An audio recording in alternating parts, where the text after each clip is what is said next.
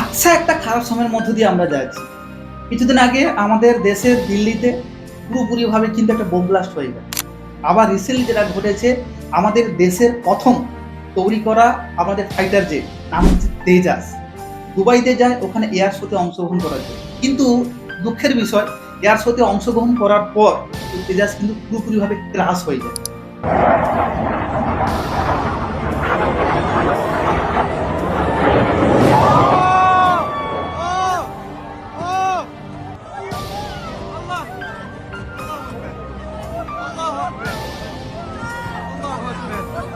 এই ক্রাশের ফলে ওই তেজাসের যে পাইলট ছিল, সেই পাইলট সঙ্গে সঙ্গে মারা যায়।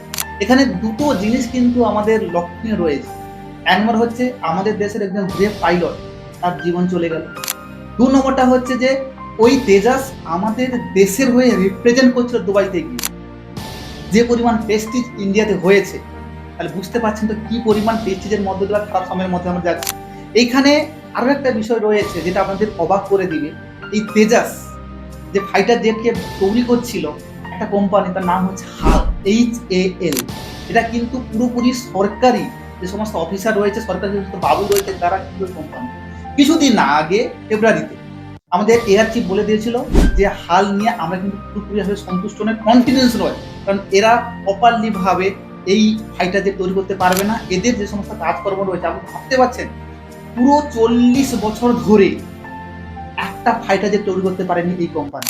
তবুও সরকারি যে সমস্ত অফিসার রয়েছে কিংবা আমাদের গভর্নমেন্ট রয়েছে, তারা কিন্তু তাদের উপর আস্থা রেখেছে, ভরসা রেখেছে।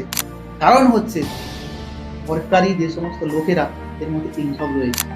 ভাবতে পারছেন তো, শুধুমাত্র সরকারি কোম্পানি বলে সরকার তাদের কিছু বলছে না, দায়িত্ব রেখেছে, যার ফলে আমাদের মতো আপনার মতো নিরীহ মানুষরা মারা যাচ্ছে, সরকারের